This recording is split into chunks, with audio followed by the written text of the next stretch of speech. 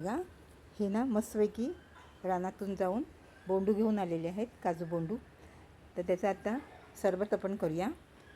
तर मस्तपैकी आता हे धुवून घेतलेत आता पहिल्यांदा, आणि ते बारीक कट करून घ्यायचे व्यवस्थित. आणि सगळे आता व्यवस्थित कट करून झाले का ते मिक्सरमध्ये घालायचे आणि त्याचं सरबत करून घ्यायचं. पहिल्यांदा बारीक हे करते म्हणजे पटकन हे होतील, मिक्सरमध्ये बारीक होतील. तर हे आता सगळे तुकडे मिक्सरमध्ये थोडे थोडे घालून मी आता त्याचा आता ज्यूस करून घेते. पाणी वगैरे काही घालायचं नाही, असंच हे करायचं. मिक्सर लावून घ्यायची आणि मग टोपामध्ये चाळण ठेवून गाळून घ्यायचं ते व्यवस्थित. सगळं ज्यूस, सगळं सरबत हे सगळं व्यवस्थित असं घेतलं. सगळं आता मी ते मिक्सरला लावून घेतलेलं आहे आणि आता हे सगळं गाळून घेते. आणि त्याच्यामध्ये नंतर मग थोडंसं चवीनुसार मीठ घालायचं. हे बघा, हे सगळं सरबत आपण मी आता गाळून घेतलेलं आहे टोपामध्ये.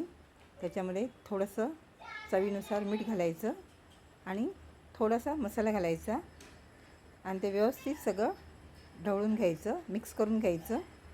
हे बघा, खूप झालं आहे, म्हणजे अर्धा टोप झालं आहे एवढ्या बोंडूचं सगळं सरबत.